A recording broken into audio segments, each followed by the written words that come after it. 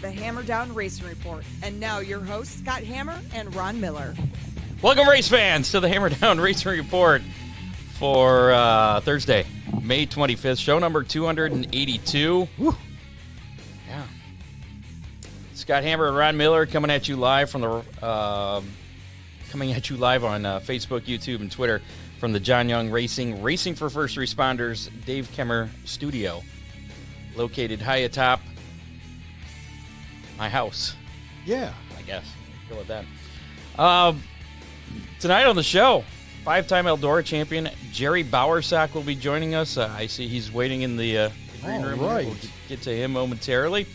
Also, we're going to be giving away 5 pairs of general admission tickets for tomorrow night's show at Toledo Speedway, the Iowa Wheelman Series. Plus 5 general admission, 5 plus pairs. 5 pairs, plus 2 suite passes. Yeah. 2 pairs, I'm sorry, 2 pairs of suite passes. So if you want to get in on that, let's put this up here. All you have to do is, we're going to do a drawing for this toward the end of the show. So you want to stick around for this. It's going to be one of those hashtag deals. If you're watching us on Twitter, though, it doesn't work on Twitter. I just learned that reading the rules here. So start collecting comments. There you go. RMRC, Ron Miller Race Cars, bringing those tickets to us to give away tonight for tomorrow night's Ohio Wheelman Series, making their debut at and that's going to be a great race. I believe it's the Vors Compact Series there. And factory stocks. Yeah, big factory stock race too. So, you know, it's going to be a good. It's going to be a great race. Spoiler alert: the weather's going to be fine for a change. Thank goodness. And yeah. So there you go. It'll be an inexpensive night out, courtesy of Ron Miller Race Cars and All-Star Performance. So anytime during the show tonight, just type in that hashtag RMRC in the comments. If you're watching us on YouTube or Facebook, that'll work. So. Yeah, as in Ron Miller Race Cars. There you go. Pretty amazing the way that works. And then we're going to draw 7 winners later on in the show from everybody that enters those that hashtag, and you'll be going to the show tomorrow night. Also got to mention that we hit number 152 on the Apple podcast in the U.S. this time. Ooh. We've been bouncing around the U.S. and India. No, Australia. Australia? Not India. How are we doing in India? We didn't show up this time. But really? I did double check though.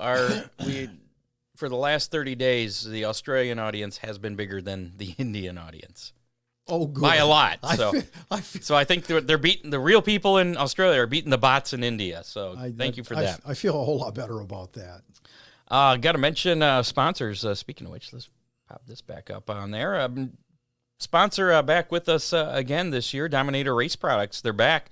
Check out the classic-looking Killer Z nose. It's that classic Camaro nose from like the 70s. I haven't seen it yet. I knew they were working on it. You haven't seen it?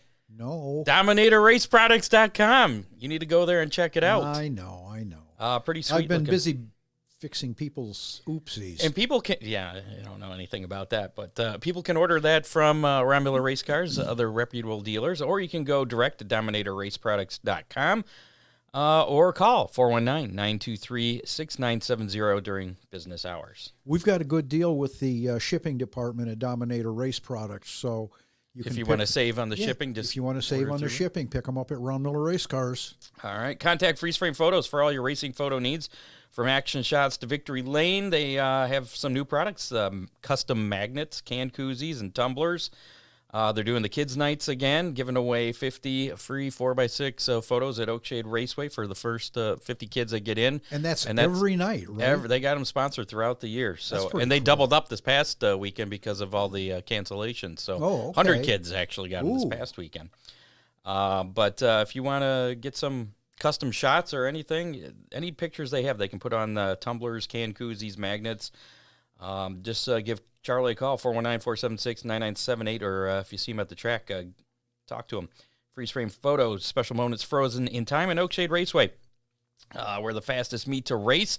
Back in action this Saturday night. I talked to Pam on Monday. They're working on the track. Oh, that's a good thing. So on Monday they were working on the track, trying to smooth things out just a bit with that new clay, but Scott, a lot of tracks around the area are having issues with track surfaces. So, But full show this Saturday at Oakshade Raceway.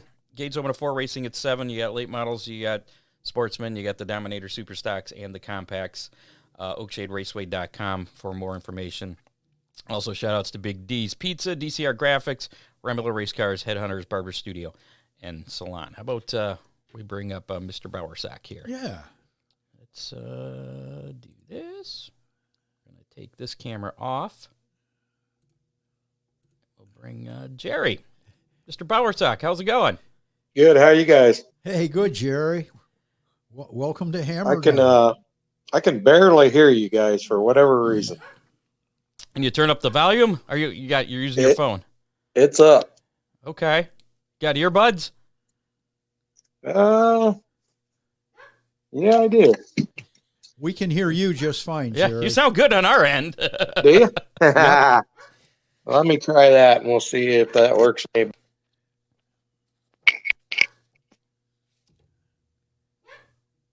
Okay, I got the earbuds. All right, can you hear us? Any better? Check 1, 2, 3. Or not at all? Here. There we go. You got us? All right. Yeah, that's way better. Okay. Technical issues taken care of. Yep. Jerry, congratulations on your, what was it, your 19th career win at Limaland the other night? Oh, shoot. I have no idea. You got lots of track championship. I mean, you just got a win Friday night at Limaland. And, I mean, you've been racing, what, since the mid-'80s? 1985. So that'd be the mid-'80s. About as mid as you can get. So yeah. How did you get into racing? Well, I've been, going to the races since I was a little boy. Before I can remember. My dad helped some local guys here in town that had stock cars, and then my grandma was a Dixon from the Larry Dixon and Tommy Dixon. Oh, yeah.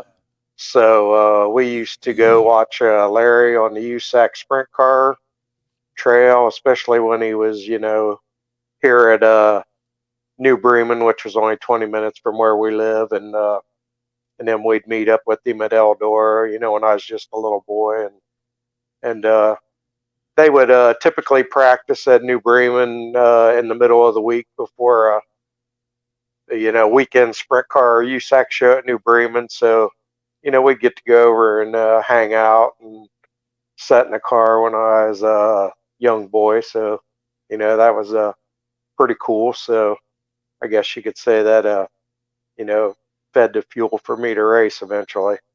Jerry, I haven't been down that way in a long time. Is there anything at all left of New Bremen? I was over by there not long ago. They have tore the grandstand down now. That was still there for quite a while. And I believe like the wall is still there. And they've Crown has put a building in the infield of what would have been the pit area.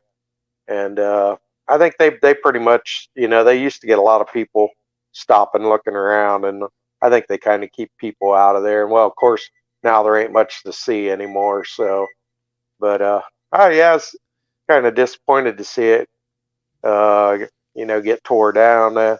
Crown was always big into a lot of historical projects. Sure. So I had thought maybe at some point in time they would maybe fix it up a little bit, have some like vintage car races or something. Sure. But obviously that's out the window now. So they did that for a track just up in Michigan, Manchester. Right. Yeah. Yeah, I always thought that'd been a pretty cool thing to have done. So what track did you actually race on? Have your very first race in? Findlay Millstream, 85. We got started probably like about this time of the year. We weren't quite ready right at the beginning of the year. So we did Millstream first race, Limaland second night out, and then Eldor third night out. So, we seen that wasn't all in one weekend, was it? No, Okay. It was over probably the first 2-3 weeks. So, it was big, medium, small, right off the get go. So, yeah, it was pretty interesting. Was Earl Baltus running Millstream at that point? Yes, he was. Yep. Earl was in control of Millstream then. And I think Limaland, Dean Miracle might have been doing Lima back then. And then, of course, Earl was doing his thing at Eldor. So, sure. When I first got started, Earl was doing Mansfield on Friday nights, and then we'd typically run Eldor on Saturday, and then Millstream Sunday night, and then Limaland had some races, scheduled in and out. They weren't really much of a steady track back then, so yeah, we got to hit it 3 nights a week, right from the get go. Did you ever make it to Bryan Speedway back in the day? Yep. I ran, I want to say maybe around 5 races. I ran some modified stuff there and some late model. Run second to Tony Marks one night. Led most of the race actually, and he got by me right at the very end. And that might have been around the time when I think it, might have shut down for good shortly after that, I believe. That's because you didn't win. Had you won, they probably kept it open. Yeah, I remember there wasn't very many cars there that night, and the guy didn't make any money, and I think he paid $1,000 to win, and I think I might have got like $200 for second, so it was a pretty expensive pass. So when did you start running the modifieds and the late models? Late models in '89, and then the modifieds when they first came along, probably I want to say around '91. Whatever the first year of modifieds in this area was, we got started. The guy I drove for, Charlie Dunbar, he was a Lightning chassis dealer. When he saw, this modified deal was gonna get up and running and take off, he got with Don Adams at Lightning, and we set up kind of a northern house car deal, you might say, and we sold probably, oh my gosh, first 2 years maybe 12, 15 cars to local drivers, to try to get this modified deal up and going. So it was we might have started out the first night at Lima with I want to say about 8 cars, and then by the end of the year, we had it up to about a full feature, and then the next year, we were probably getting to where we were almost starting to run B mains. So it was kind of cool to help get that whole modified deal up and going in this area. Did you have any idea that it was going to get as big as it is today? No. We really liked the at the time the cost of the cars were real reasonable, and you race for a little bit more money than the stock cars. So it was a really, really good deal for a long time, and now they've let it, in my opinion, get way out of hand cost wise. It's practically same as a late model now, you might as well say, other than the motor's a little cheaper, but there ain't much cost difference between a new modified versus a late model nowadays. Do you have a preference between the two that you enjoy racing more? No, not really. I like them both. Obviously, it's probably a little easier for me to be successful with the modified versus a late model, just because of the amount of money that the people are spending on the late model deal nowadays. But no, I like racing them both. They're both a lot of fun, and late model competition's just probably way more tougher from top to bottom versus the modified racing. But depending on what shows you go to, that is. But yeah, I like them both. Now you even have a little bit of experience in a sprint car, do you not? Yeah. Probably over I want to say 2-3 year period. I might have ran 15 races, maybe 20. I never really kept good track of that kind of stuff, but yeah, it was fun.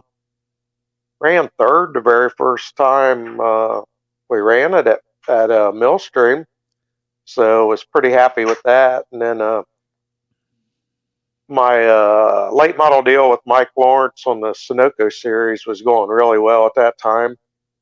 And so I didn't have a lot of time to per se get in it and drive it like every weekend. So you race one weekend, might not race for 2-3 weeks, and then do it again. And if you was going to get really good at that sprint car deal, I needed to commit to doing it every weekend, and just really didn't have the time.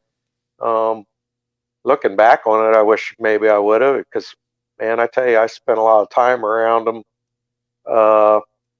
Working for Joe Sealing, that owns the yellow 97 car on the All-Star circuit, and they're a much easier race car to work on than these modifieds and late models. So Sure.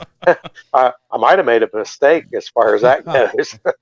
So was it a Wing 410 then that you drove? 360, and then I did run the 4 Crown at Eldora in Joe Sealing's car that I worked for, but it had a 360 engine in it that night, so we was a little bit, behind the gun on that deal, but it was fun to participate in, and we narrowly missed getting in the heat race through our qualifying lap, but we drew late and got out late. The track had really slowed down that night, and the motor really wasn't hurting us qualifying. It just it put me on the front row of the non-qualifiers race, and then they decided to water the track right before they sent us out. So that pretty much did us in right there. So ran a little bit and about got into the wall and decided, you know what, I probably better just slow down and bring this thing back to the trailer in one piece. We wasn't going to make the show that night. So, but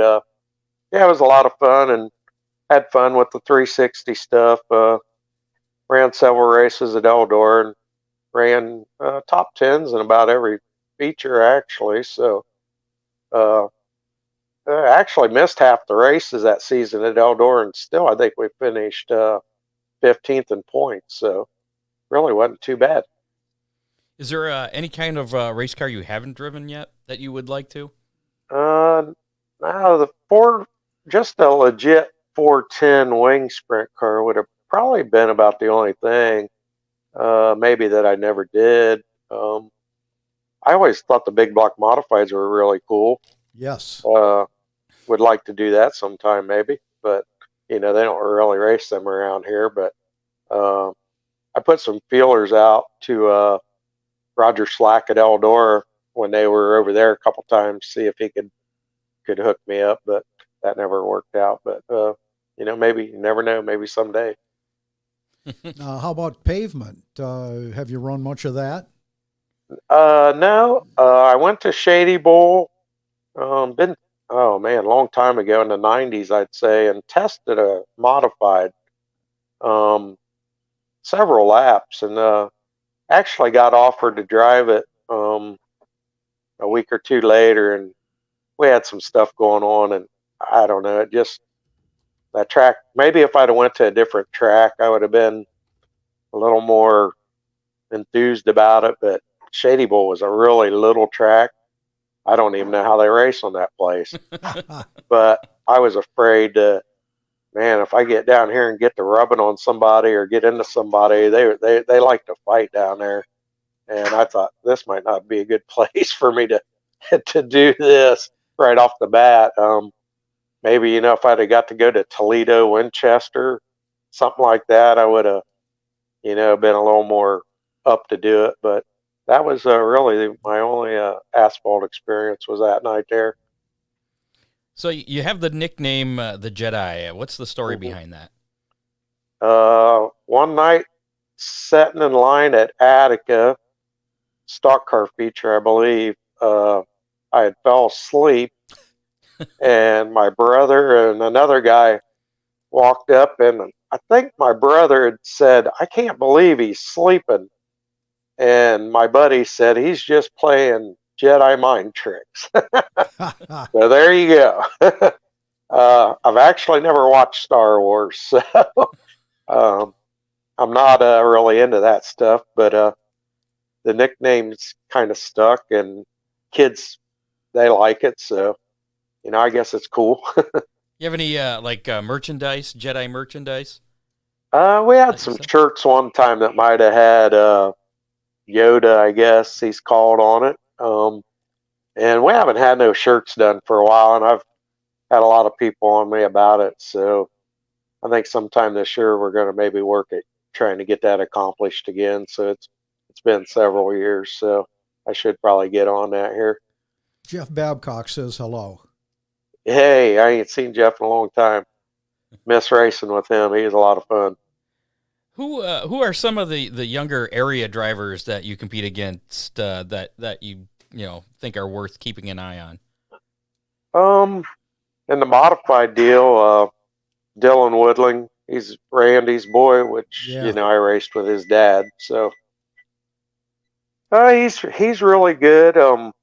There's a local kid named Dalton Lane, go-kart racer. He's dabbling into the modifieds now. He seems to be really fast. I think he'd be somebody to take a good look at. Josh Morton, I don't know that he's like super young anymore, but Josh is pretty good young guy, and help him out some. But yeah, it's just at Waynesfield, I think first race this year, we was sitting around during a rain delay looking at all the people walking around in the pit area, and it's like, I told somebody, I said, man, I got old all of a sudden. Look at all these young drivers. I think I can relate, Jer. Yeah, I know you can, Ron. Yeah, you're right there with me. So yeah, it's like nowadays, you got these 13, Rusty Swanks kid. Look at him. I mean, holy cow. In the 6th grade, and the kid wins a feature. Well, I know. It's just incredible what I wouldn't even, I still pedal in my pedal race car around at that age. These guys are actually racing. When I was his age, I was playing with the little plastic cars under the grandstands at Raceway Park. Exactly, and now, they're racing as soon as they're barely walking, it seems like. So I was going to say, did they have electricity back then, Ron, when you were doing that? Bite me, Scott. Yeah. So how many more years of racing you got left in you? Oh, shoot. I don't know. I get asked that a lot. I think I don't know. Probably Ron does too. As you get older, you get asked that question more and more often. So. Red Farmer's got us beat. So. Oh yeah. And then you got Buzzy Ruderman down there in Florida. I mean, I think Buzzy won a feature I seen a couple weeks ago, and he's, want to say 82. So. Let me ask it this way: is there any thoughts going through your head of retiring or walking away from the sport at this point? Not yet. I don't think. I enjoy going and helping. Maybe as much as racing. So, I could probably do it, quit, and just go help, and still be, good there. But I don't know. I guess as long as you're, competitive at it, and still running good, and it's still fun, and why not keep going, I guess. Addicted to adrenaline, Jerry. That's it. Exactly. I think, that's a lot of it. You hit that on the head. Yep. So how have the cars, the late models, the modifieds, how have they evolved over the years? Other than getting more expensive, is the racing? Yeah. How has the racing changed with those cars, with the changes, the aero and everything else? Yeah, the aero is a big issue with the late models, especially at Eldora, and the modifieds they're getting right there. I mean, you can feel the front end lift on a modified at Eldora if somebody comes across your front end, and that was unheard of. And late models are super bad down there with getting that arrow push. If you see somebody coming across your front end, you got to try to do whatever you can to get away from them. So I think they could fix those things relatively easy, but the people that are in control nowadays, they have that stuff figured out and they are able to deal with it probably a little better than the average guy. So I don't think they're ever going to do anything about it. You hear rumblings of people, talking about, shortening the spoiler, raising the nose.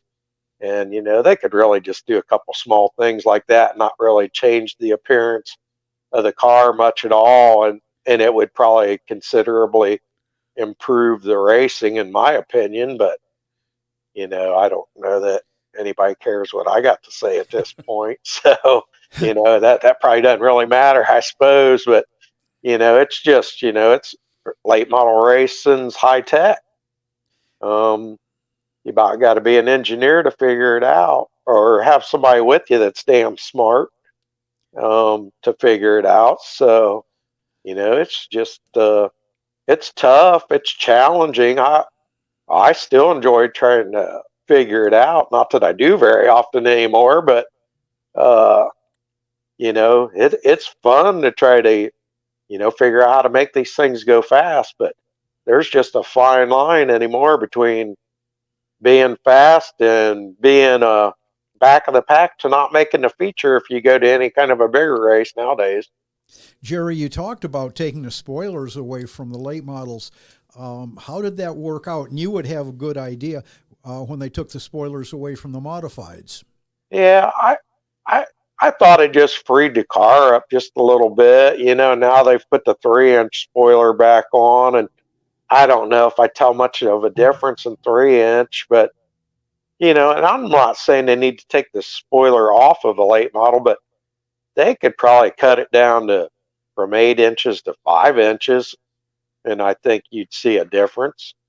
Maybe in the race it might be a little better. But I think probably, they've let them decks get so low in the car now, and they keep letting them get lower. I actually just lowered mine down even more this winter. But, I think the nose is the big thing, that valence and the side nose pieces.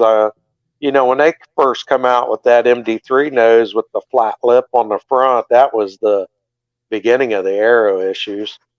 And then, it's only gotten worse. And like I say, I think they could fix that stuff and make the racing good. And I think these guys would adapt, and the fast guys are still going to be fast no matter what. That's not going to change anything, I don't think. Your professional racers are still going to win, even if you raise that nose up or change that nose or spoiler. But I think the average guy would have a better shot at racing with them personally. But, so. Jerry, when you first started running late models, from the center of the wheel to the tip of the nose was 40 inches. Correct. And now it's 52 inches. That takes us back to the wedge cars of the early 80s. Right. Yep. Yeah, I mean, when you stand back and look at the angle of them noses on them cars, I mean, they're laid back, they're just, an aerodynamic machine, I mean, I guess, we all thought at the time when NASCAR got involved in the dirt world that, oh man, this is great. NASCAR is finally realizing what we're doing. But in reality, it was probably the worst thing that happened.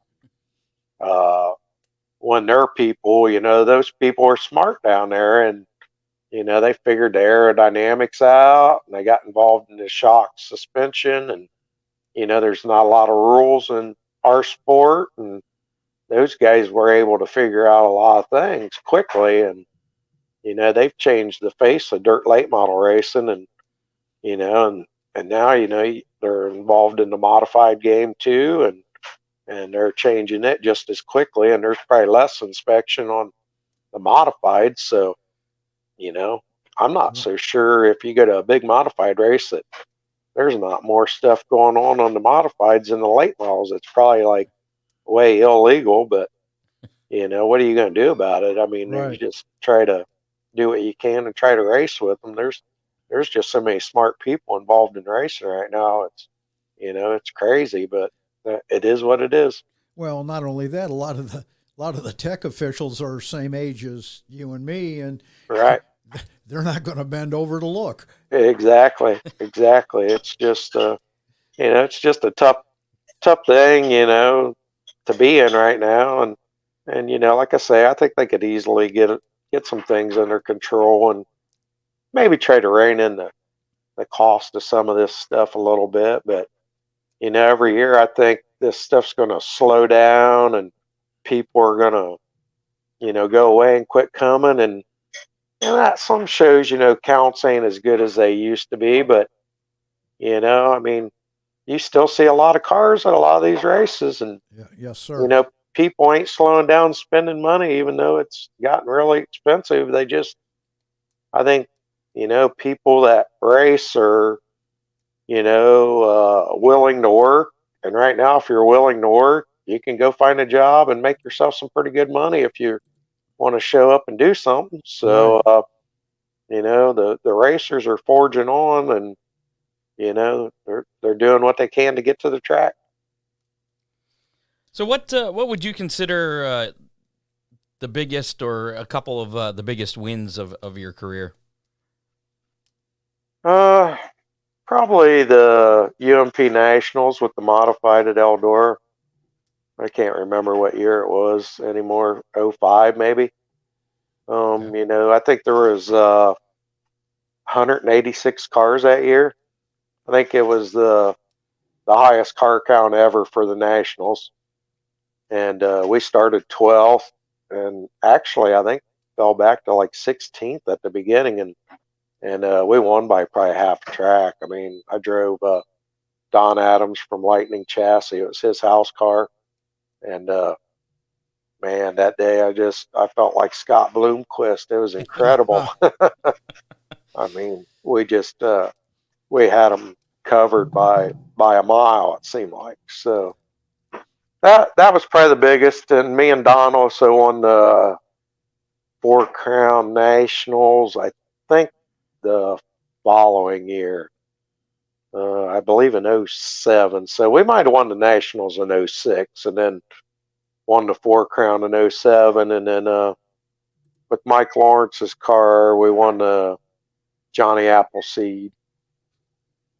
Or let's see. No, I take that back. That was Dean Miracle's car. Won the Johnny Appleseed with Dean Miracle's car right in around that same time frame. I want to say maybe a couple years before. Got a last lap pass on Jerry Rice coming through 3 and 4 to the checkered.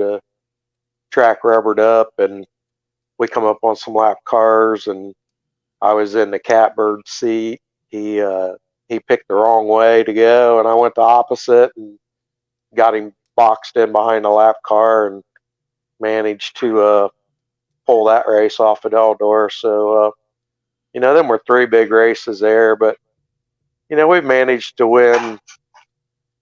I don't know, a while back, I'd never I never kept track of much stuff, but I did jot down where I thought I'd won some races at and stuff a while back, and I think we won races at like 18 different racetracks. So, I'm assuming Eldora though is your favorite. You've had probably the most success there.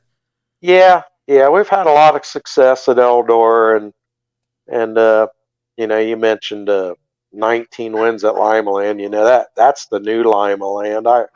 I don't know how many I won at the old Limaland, the old configuration. Nobody kept records at that place, so I think I probably won at least 10 or more features at the old Limaland before they reshaped the track and flipped ends, and because what the front stretch is at Limaland now was the back stretch when I started racing. So So we got quite a few wins at Limaland too over the years. Ever get in any altercations with anybody in your racing career? Not too many. Me and Scott James had a little mishap at Eldor back in the day and didn't see eye to eye, and I think I got kicked out for a race. He might have too. I can't remember. I don't know whether it was just me or him, but really not too many over the years. Just some arguing, yelling here and there. Nothing. Nothing per se fighting wise. Gotcha. What do you got planned then for the rest of this race season, as far as the late model and the modified? We really haven't got to do much with the late model this year. I've went to Eldor to the flow night. Got in a wreck on the start of the B main, so I only ran like the heat race that night, and then I went to the Lucas show at Atomic and broke a lift bar and a dry shaft qualifying. So we kind of loaded up and was done for the night, and so that's all. I've had it out. And then modified, we're doing Lima right now. Their season's kind of short, so we'll do that on Friday. And Eldor don't have a lot of modified races either. I think like 6 or 7. So we do them and the late model races at Eldor. And then other than that, like I really like going down to Atomic at Chillicothe and racing. Mm-hmm. We're kind of thinking maybe about racing the late model Saturday somewhere, but for a holiday weekend, there's not a lot of regular shows, but not anything that per se pays, say maybe 2, 3, 4,000 to win. So maybe I should not look at it that way, but I don't go race much anymore with the late model for the $1,200, $1,500 regular stuff. It just, with the cost of the motors and the cars, sometimes it just don't make sense for me to do that. But I thought about doing it this weekend just for the fact that we ain't had any laps, but probably 10 all year, and the Dream's coming up at Eldor, and we ain't got to race. So I contemplating go on Saturday somewhere, and we may even go to Oakshade. I mean, last week's video made me a little nervous when I seen how rough the track was. So, I don't know what we'll do. We may go Saturday somewhere, but we'll just have to see. If not, maybe we'll try something following Saturday and try to get a race in before Eldor.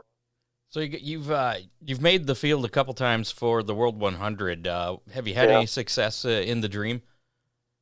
No, I don't believe I ever made any of them, and I was in really good shape back in the day when I drove Mike Lawrence's car to make a couple of them, and I think we was actually running third in a heat race one night and had a fuel pump belt come off when everybody still had their fuel pumps mounted up on the front of the motor.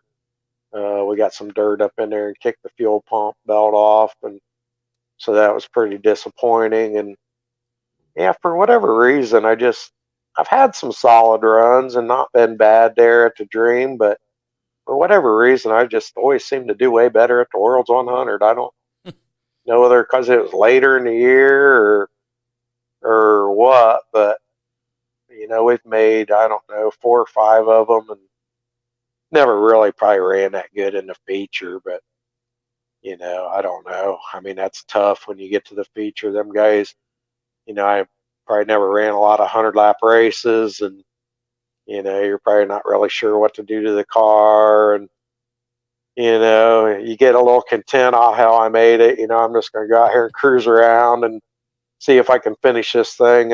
And I finished all the laps, but one year I overheated kind of early and pulled off. But it's kind of, it's cool being in them. And we made the feature in that Intercontinental Classic when they just had the COVID race that year, and that was pretty cool. That was kind of the replacement for the World's 100. But I kind of buried myself on that deal. When we got to the track that day, I was starting so far back in the B main.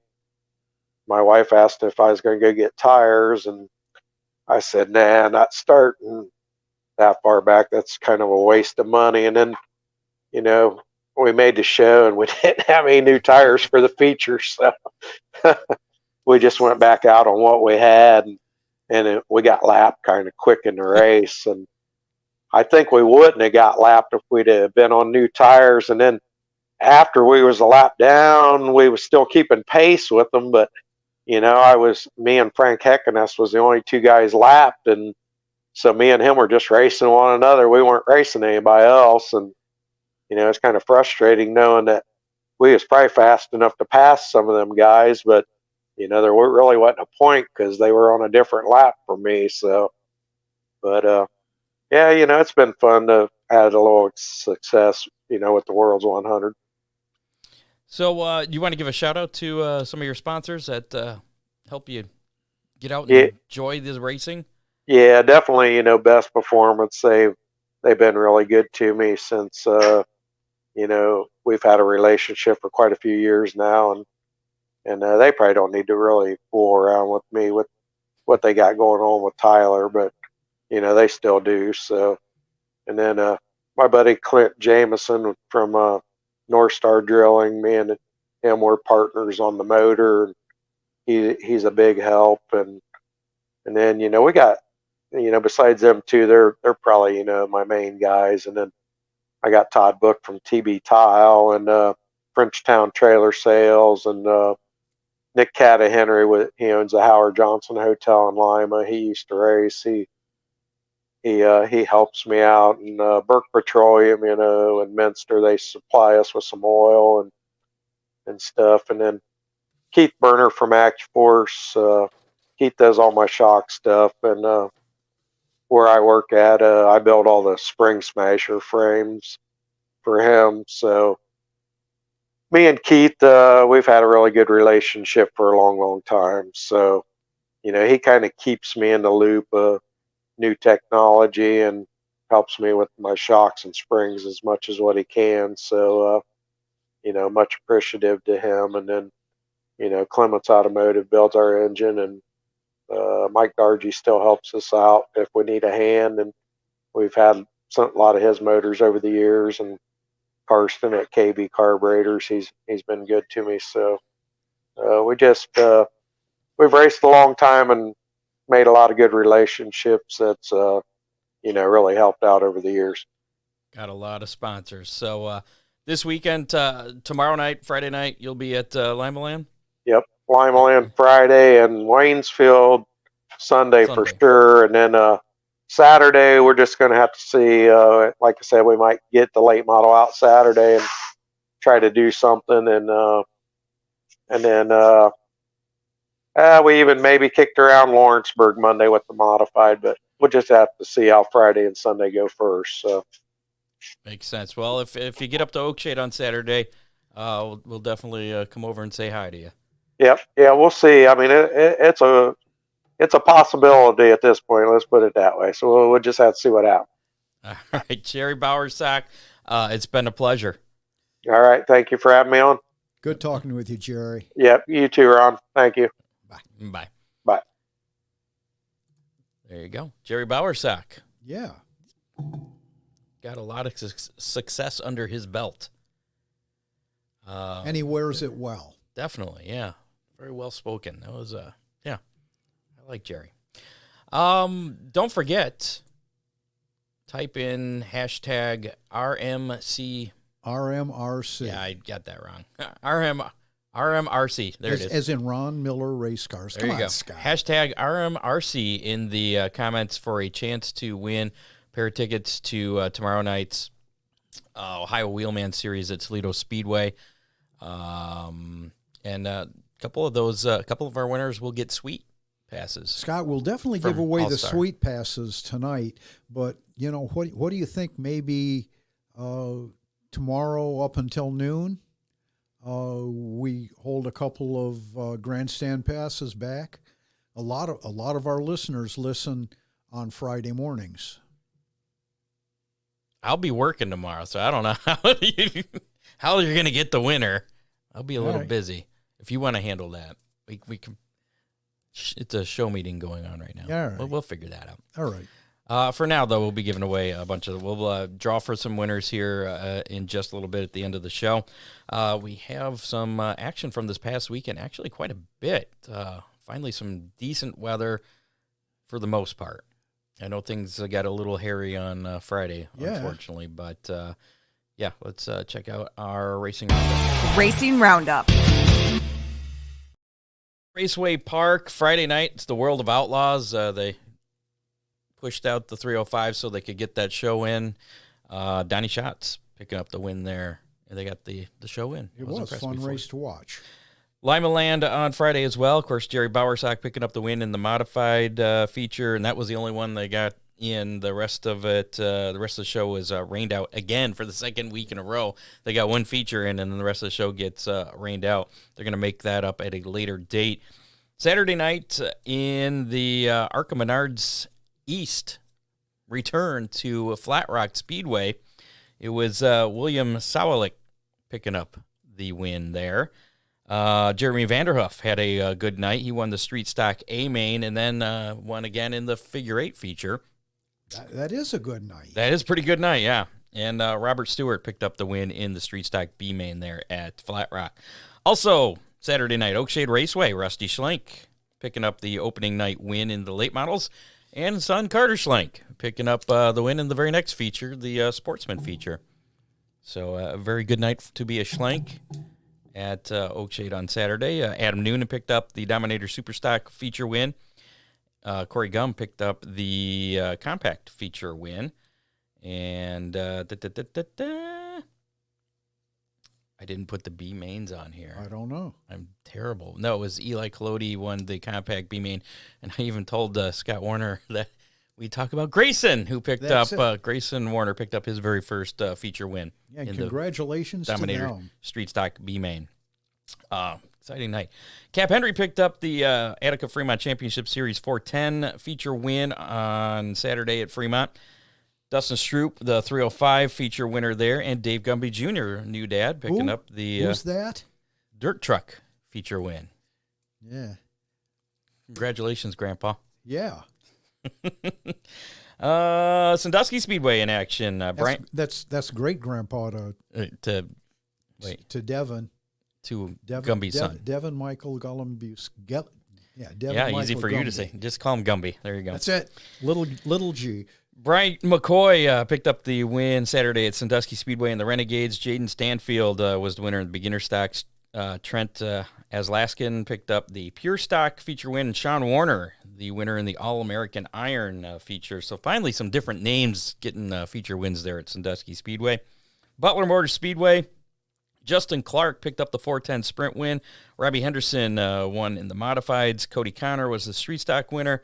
And Ryan Crocker picked up the win in the four cylinders. Eldora in action. Family Firework Night. Matthew Lux picked up the USAC D2 midget feature win. Jeremy Creech won in the super stocks. And Adam Strickler picked up the UMP modified feature win. Lucas Oil Late Model Dirt Series action Friday night at 300 Speedway. Ricky Thornton Jr. picking up the win there. And then why not do it again on another racetrack named after a number, 34 Raceway. So Ricky Thornton Jr. picking up a clean sweep there Friday and Saturday in Lucas Oil Late Model action. Profitable weekend. Yeah, I like the colors of his car, too. Yeah? Yeah, they're pretty cool.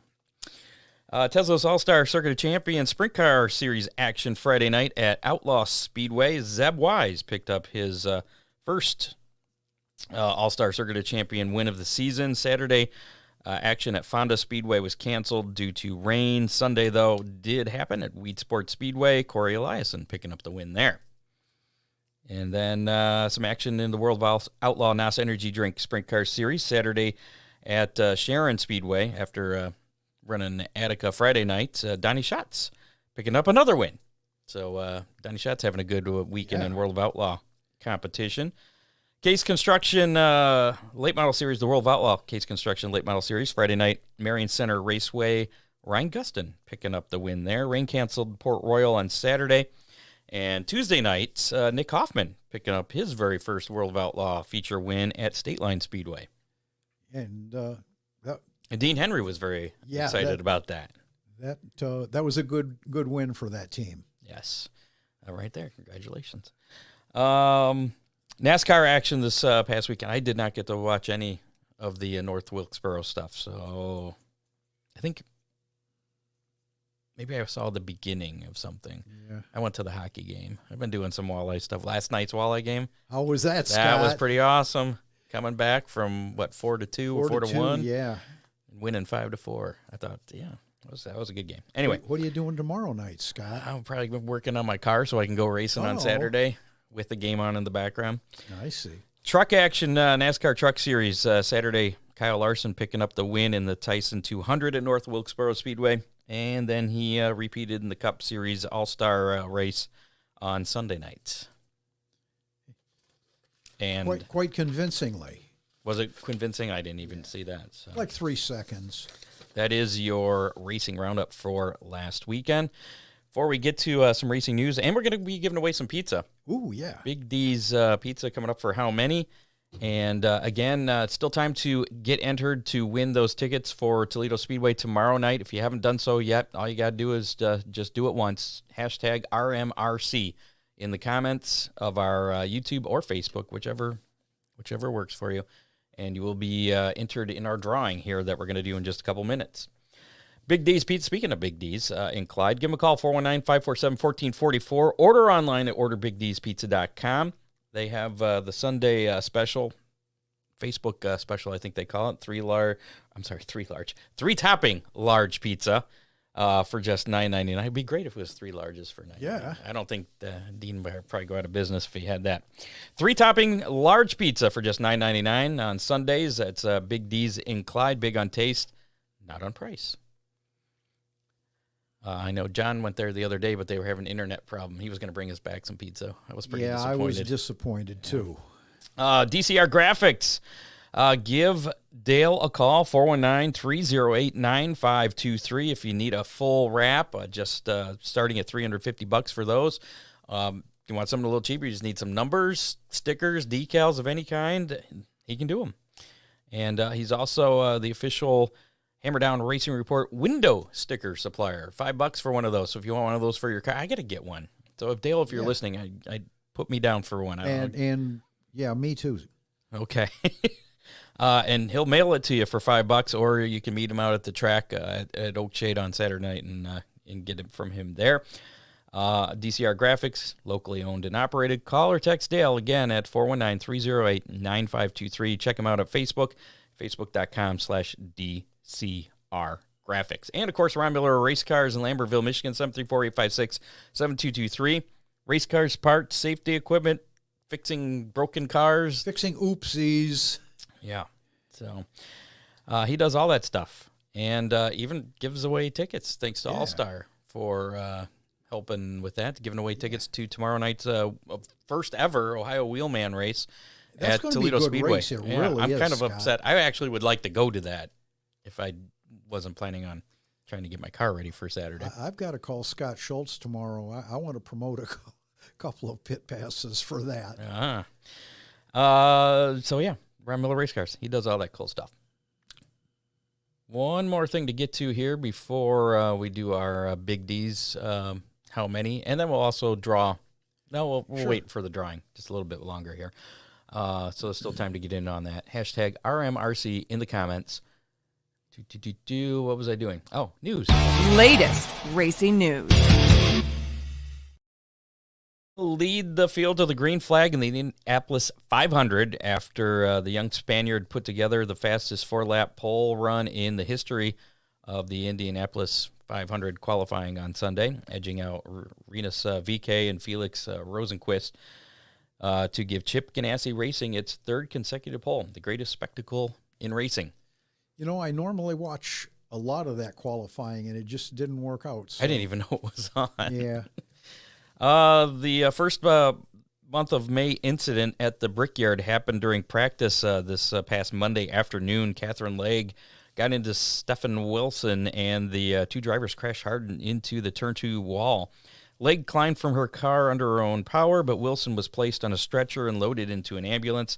He was later transported to a local hospital for further evaluation. It was later disclosed that Wilson suffered a fracture of the 12th thoracic vertebrae and will not be permitted to compete in this weekend's Indy 500. Graham Rahal, who was bumped from the field by his teammate at the last minute on Sunday, was named to replace Wilson, and Wilson underwent surgery yesterday, Wednesday, which was successful. That's really pretty cool. I mean, it's terrible that he was hurt, but the Rahal family has been an institution at Indy for a lot of years, and would have been weird not having a Rahal in the Indy 500. Graham Rahal deserved to be in the show. Okay. Montpelier Motor Speedway will not be in action this Saturday night due to, quote, some pretty major unfortunate circumstances.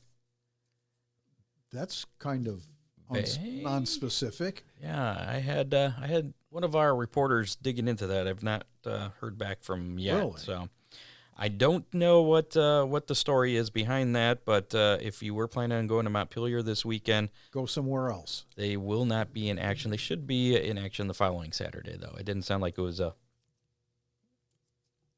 end of the season kind of thing. It was just a this weekend kind of thing. So, Bubba Wallace appeared to be flipping off the Fox Sports 1 camera during an interview after the All-Star race on Sunday. The pictures have been all over the internet. I saw it. I was like, what is going on? And NASCAR looked into it. Bubba claims the gesture was to one of his friends walking by at the time, and NASCAR will not penalize him because it wasn't malicious towards anybody. But then again, Kyle Larson was penalized for making a comment to a close friend of his and missed an entire year. Okay.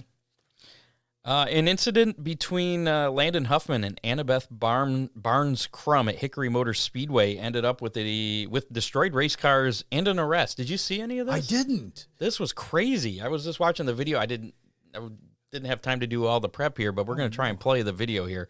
Okay. Pretty incredible stuff. Landon was squeezed coming off of turn 2.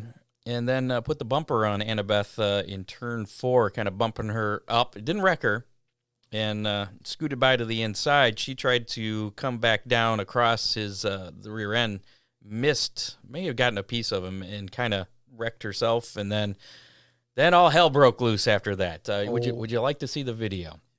Let's see if we can do this here. Again, on the fly. So, and this was from Landon's perspective, Landon Huffman. There was nothing from Annabeth's perspective, unfortunately. Here, let's do this. See if we can make that bigger. Is that showing up over here? Yeah, you guys can see that now. So I don't know if the audio is going to come through. So this will be an experiment. We'll see what happens here.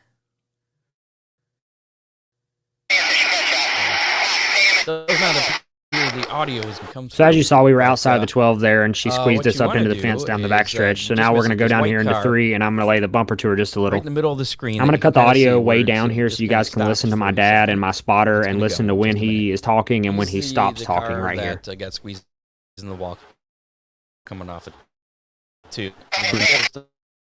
Bumper. At this very moment, this is the last thing I hear from my dad on the spotter stand, and that's because the 12-car spotter, which is also her husband, Jake Crum, comes from the other side of the spotter stand and clotheslines my dad in the back of the head, all while this is happening. This is when the fun stuff happens. Another failed experiment there, Scott. There it goes. Here's a second look from Flo's broadcast of what happened on track. As you can see, I'm outside here. She squeezed me into the wall. We're going to go down here and lay the bumper to her, just a perfect bump and run up the racetrack. She then turns left as hard as she can and tries to right rear his head on an outside wall. Now there was a little one more view from the top of our trailer down in turn 1. The reason I'm using this is because as we come off, so we have all kinds of different before you can see the spotter stand in this video, we're going to zoom way in, and I'm going to show you when he leaves his spot on the spotter stand and runs down towards Dad to blindside him in the back of the head. Just the start. That's the motivation. This is Crum standing in the middle of the spotter stand. You can't really see much here. And this is my dad down here sitting on the very end. Right here. You can see Crum repetitively try to stomp on my dad while he's down after being blindsided, and just absolutely out of control and uncalled for. It's just ridiculous. The spotter that he was stomping on was the father of Landon. So while this assault is happening, Annabeth turns her car around, and here she comes, coming back up through under caution, and then this ensues.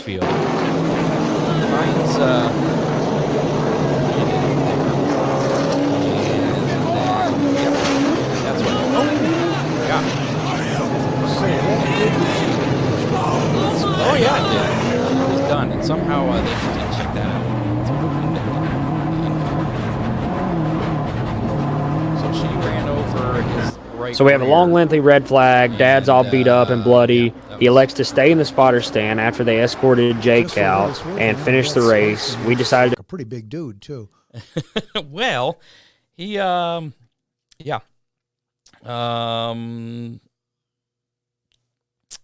The Huffman family, they actually, I guess, the father, Robert, I believe his name was, Robert Huffman, who was up there, the one that received the beat down. He continued up there on the spotter stand to finish spotting for the rest of the race. And Crum was, I guess, escorted out. The Huffman family have pressed charges, and Crum was arrested on assault charges. Also, this Hickory Motor Speedway, it's a NASCAR sanctioned track. Sure. And NASCAR announced earlier today, actually, just Thursday, that they have suspended Jake Crum for the remainder of the 2023 season for not just the assault, but also not having a NASCAR license and being part of her crew. Oh. So apparently that's a no-no, too. So he's done for the rest of the year. Nothing against Annabeth. No, but that was crazy. Yeah. Some people... And it wasn't even a full moon, Scott. Anger management issues or something. I don't know. It's a little crazy. And finally, Alex Bowman will return for the Coca-Cola 600 this Sunday after fracturing a vertebrae back on April 25th in a sprint car race. High limit. Yeah. So that's not too bad, really. So how about we give away some Big D's Pizza? First, got to mention there was no Hammer Down hotline this week. Nobody called. No texts, so no Hammer Down hotline, but if you would like to call, 419-318-3081. Yeah, but I got it covered up there. There we go. 419-318-3081, just like Ron said. Feel free to text, call anytime, day or night, and we'll play it back or read it if you're something we'd you like want to hear discuss. from you. Yeah, it's another way for you to interact with us. So, clicking too many things. Let's get rid of that. Let us know what you think about Bubba Wallace's indiscretion. The finger? That's the one. The salute. All right. Let's do our first giveaway now. How many? So last week's How Many was How Many World of Outlaws. We're going to be at Attica on Friday. Ron said 35. I said 34. It was also your birthday this past weekend, so congratulations. Dean is giving you a pizza from Big D's Pizza because he was going to extend that to us. Yeah. So, yay. I'll bring the box over and you can sniff I can smell it. Thanks. That's it. Listener winner. We had a tie, actually. Two people picked 38, as a matter of fact. So we're going to have to spin the Big D's Pizza wheel to determine this week's winner. Our two eligible contestants, I don't know what to call them. Finalists. We'll call them finalists. There you go. Charlie Orange, Doug Frost. Here we go. We're going to spin the Big D's Pizza wheel for a Big D's Pizza. Again, each of these, both these guys picked 38. It looks like Doug Frost is going to be our winner. Congratulations, Doug. You have yourself a Big D's Pizza. You have 30 days to claim your pizza. So do you, Ron, as far as I know. Oh, cool. Oh, cool. So, another chance to win some Big D's Pizza. How many? And this one's a little bit more complicated. Did I actually type this one in? I think I might have. Let's. So if you can't understand what I'm saying, there you go. How many racetracks / series events that are on the Big D's Pizza racing menu, which is what we do next, will get rained out this weekend? Just to help you out, there are 9 local tracks on the Big D's Pizza racing menu and 18 other series events. So it's a total of 27. Out of those 27, how many are going to get rained out? And not all of them are local. Some of the series aren't, obviously. Total of 27. There you go. You like that? I thought it was something different for a change. That's pretty amazing, Scott. and math is involved. I know. It was not tough. Not your long suit. No. Dude. I'm going 26. It's going to rain somewhere, but it's going to rain somewhere. All right. So one of them's going to. Well, then I'm going to go with. I'd go. Wait, no. It's how many are going to get rained out. Oh, so okay. one is what you're saying. Yes, sir. Okay. Thank you. So you're saying one of those 27 are going to get rained out. Again, that's what we're looking for. So I'm going to go with 2 then, obviously. Does it have to be rain out? Could it be canceled for any other reason? No, I put rained out, so we're going to go with rained out. It has to weather related at least. Okay. So I'll go with 2. That's what I'm going with. At least 2 of them. If not, I'm going to be closer to you anyways, unless none of them rain out or That's one. it.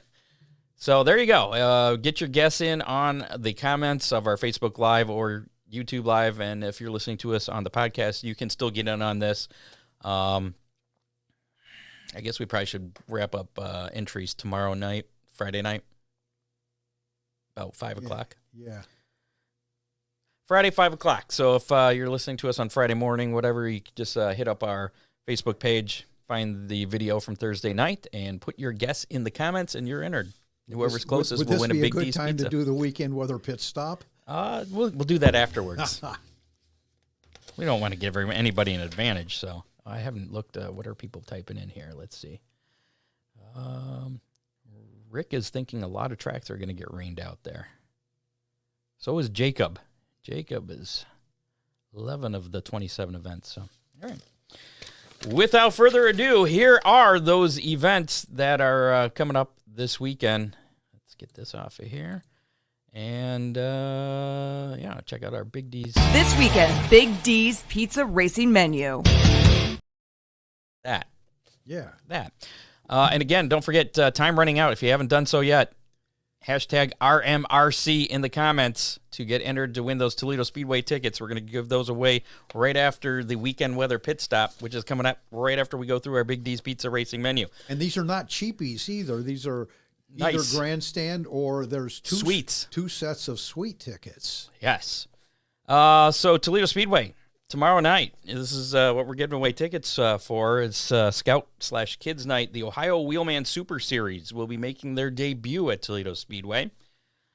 First appearance for them at the Speedway. National Compact Touring Series is also going to be in action. Both those on the half mile. On the big track. Yeah, on the half mile.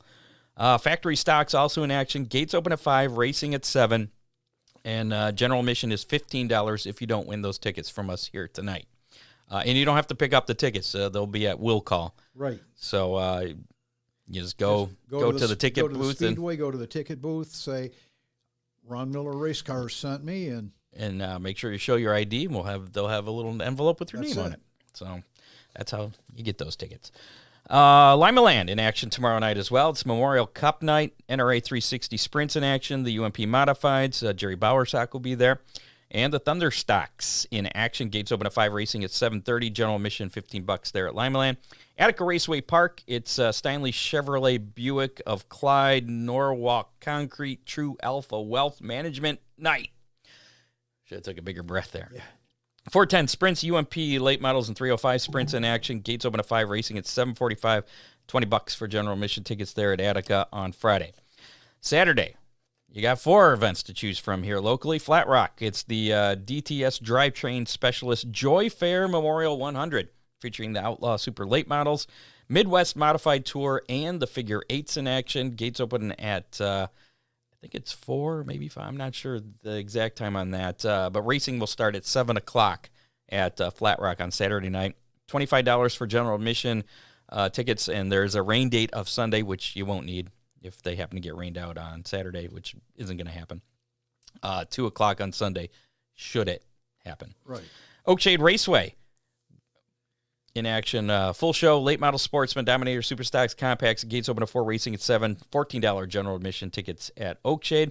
Fremont, it's Ohio Laborers Local 480 and 574 night with the 410 Sprints, 305 Sprints, Great Lake Traditional Sprints. No dirt trucks on Saturday. Right. At Fremont. And the Great Lakes Traditional Sprints, those are non-wing cars. Correct, yeah. Gates open at 4, racing at 7, and general admission $21 there at Fremont. Butler in action, Butler Motor Speedway with the James Perkins Memorial, 410 Sprints, UMP Modified Street Stocks, 4 cylinders. Gates open at 4:30, racing at 7:30, general admission $15 there.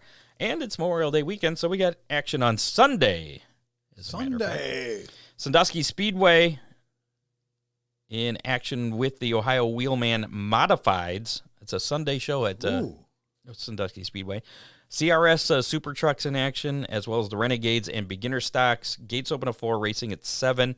General admission is $15 there, Sunday at Sandusky. And finally, Waynesfield Raceway Park, back in action again with salute to our military night with the Great Lakes Traditional Sprints, NRA 360 Sprints, UMP Modified, Stock Cars, Compacts, and the Dirt Track Truck Series. Ooh. Very ambitious program Larry Bowes has going on there Sunday nights. Gates open at 4, racing at 7:30. General admission is $18. That's what we got locally. Okay. Other series action, which count towards our how many? Castrol Flow Racing Night in America. Actually, this one doesn't because I said only this weekend. This is actually Wednesday of next week. Okay. So this one doesn't actually count. Next two don't count. Wednesday, May 31st, it's the Castrol Flow Racing Night in America, Florence Speedway in Kentucky. High Limit Sprint Car Series will be at Tri-City Speedway in Granite City, Illinois, also on Wednesday night, May 31st. The Lucas Oil Late Model Dirt Series 10th Annual Cowboy Classic. It's tonight. Tribute to Don and Billy Gibson tomorrow night, Friday night, May 26th, and the 31st Annual Show Me 100 on Saturday, all at Lucas Oil Speedway in Wheaton, Missouri this weekend. So tonight through Saturday for Lucas Oil Late Model Dirt Series. And those count towards the rainout? Yes, these do. Okay. These do. Tezos All-Star Circuit of Champions at Bridgeport Motorsports Park in New Jersey tonight.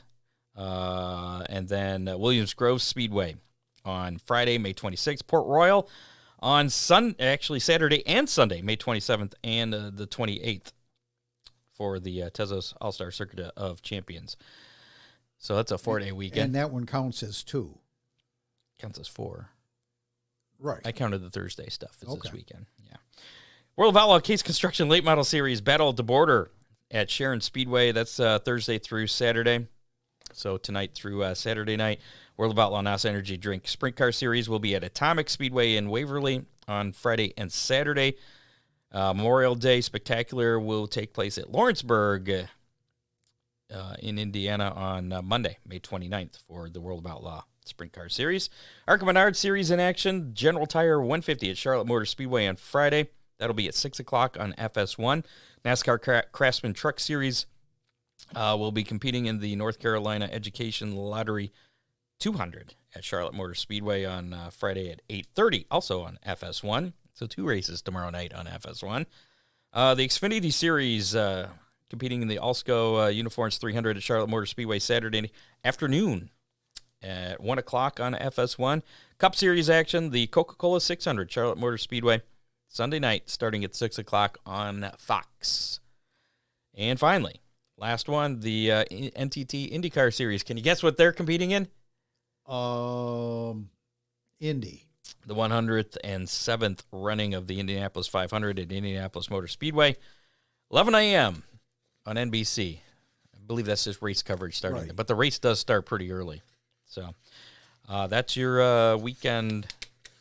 Actually, no, that's your Big D's Pizza Racing menu. Now your weekend weather pit stop. Ron, how's the weather look this weekend? I can tell you that in our immediate area, Northwest Ohio, Southeast Michigan, you need to get your butts to a racetrack. It's going to be a beautiful weekend. Today was the coolest of all of those days. Weather's going to be sunny and mild all weekend. No excuse not to get to a racetrack. There you go. I like that forecast. Finally. And we had to fire Ryan Weekman so we can get better forecasts. Yeah. He was jinxing us. Not really. I'm just kidding.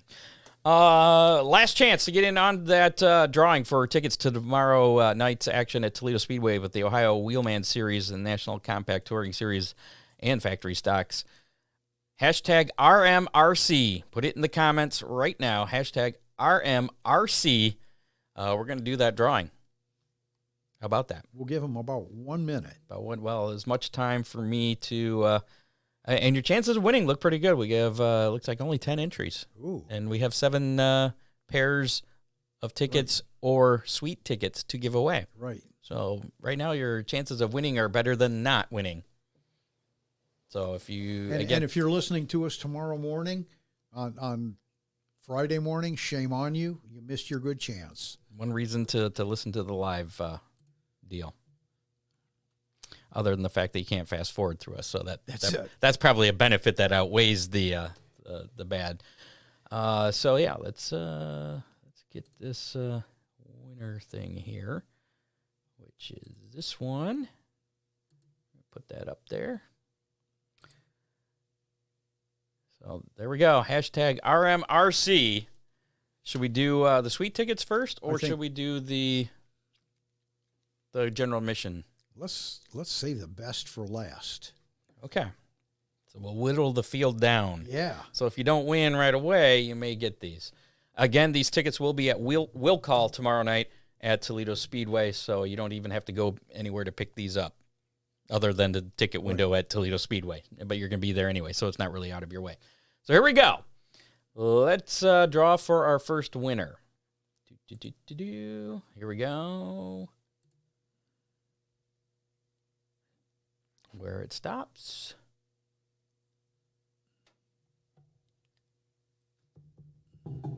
Tony Carrillo. Hey, congratulations, Tony. So we have 7 pairs of general admission. No, 5 pairs of general admission and then 2 of the suites. So right. Tony, write down all our winners here. Tony Carrillo picking up the first. So here we go. We're going to draw the general admission. Yep. You have a pair of general admission tickets. Here we go. For our second winner of general admission tickets tomorrow night at Toledo Speedway. I think this draws it on too much. Nancy Schoenauer. Congratulations. You have a pair of tickets to Toledo Speedway. Schoenauer. All right, let's draw another one. We still have 3 more to go. 3 more pairs. General admission tickets. Who's it going to be? Tina Winters. Congratulations, Tina Winters. Again, these tickets will be under your name at the box office there at Toledo Speedway. Ticket office. Here we go. We have 2 more pairs. Of general admission. Toledo Speedway. John Young. He never wins anything from us. John Young. And if you do win, you can't use the tickets. Please get a hold of Ron or me so we can change the names. Right. To make somebody sure that can use it. Goes. Yeah, make sure someone goes. All right, here's our last pair of general admission tickets. And if you want the sweet tickets, you're probably hoping that you don't win. That's it. Because we still have 2 pairs of sweet tickets here to give away. This is the last general admission pair of tickets. Gretchen Knapp gets them. Gretchen Knapp. All right, so that's all our general admission tickets. On to the biggies. There we go. And again, racing starts at 7 o'clock tomorrow night, Friday night, Toledo Speedway. Good for the suite. Is there food in the suite? I've never been in the suite at Toledo Speedway. I don't know. I can never afford going. I know. So here we go. We have 2 to give away. We got 5 people still eligible here that have not won yet. Who's it going to be in the suite? It's going to be Brian Hammer. Well, this is going to be interesting since Brian Hammer and Gretchen Knapp are married. One of them is going to be sitting outside with a friend. One's going to be in the suite with a friend. So I'm not sure how that's going to work out. This could get interesting. So congratulations, Brian. You have suite tickets. You have to let me know how the suite goes. Pair of suite tickets. Right. 1 more pair of sweet tickets to give away, courtesy, again, of Ron Miller Race Cars and All-Star. All-Star Performance. All right, here we go. Final one. We have 4 entries left. There's somebody out there yelling, pick me, pick me. I can hear them. And it's going to be Rick. Marut, okay. Congratulations, Rick. You will also be in the suite with a friend. So congratulations to... It doesn't have to be a friend. Maybe it could be somebody that... Could be a wife. Yeah. Someone you don't like? That was two different things. Somebody that you think might like motorsports and get them excited. There you go. So congratulations to our winners. Make that go away. I'm kind of jealous and kind of, well, there's a couple people on that list that could help me out with my car tomorrow, but apparently is not going to be doing that. So, oh well, whatever. That's about it for this edition of the Hammer Down Racing Report. A little bit of an extended giveaway there. Thanks for listening. Like us on Facebook. Follow us on Twitter at Hammer Report. Follow us on YouTube. Listen to us on your favorite podcasting platform, including Apple Podcasts, Spotify, and iHeartRadio. Check us out at hammerdownracingreport.com. Thanks to our sponsors once again, DCR Graphics, Big D's Pizza, Oakshade Raceway, Ron Miller Race Cars, Freeze Frame Photos, Headhunters Barber Studio and Salon, and Dominator Race Products. And thank you very much to All Star Performance for contributing to the excitement in tonight's show. There you go. Thanks again to our guest, Jerry Bowersock. If you're interested in being a sponsor of the Hammer Down Racing Report, send us a message or call the Hammer Down hotline, 419-318-3081. We probably won't play that on the air. Maybe. Maybe, unless you want us to. I mean, that's fine, too. Also, sponsorship information available at hammerdownracingreport.com. That's it. We're out. At Ron Miller Race Cars. Okay, yeah, that, too. Yeah. We'll see you next Thursday at 7 o'clock. Get out and support a local track, or two, or three. You got three nights this weekend. There you go. It's a Memorial Day weekend. It's like a racing weekend. Yeah. So, we'll see you next Thursday. Good night, all. You have been listening to the Hammer Down Racing Report, available on demand on iTunes, Google Podcasts, Spotify, or your favorite podcasting platform.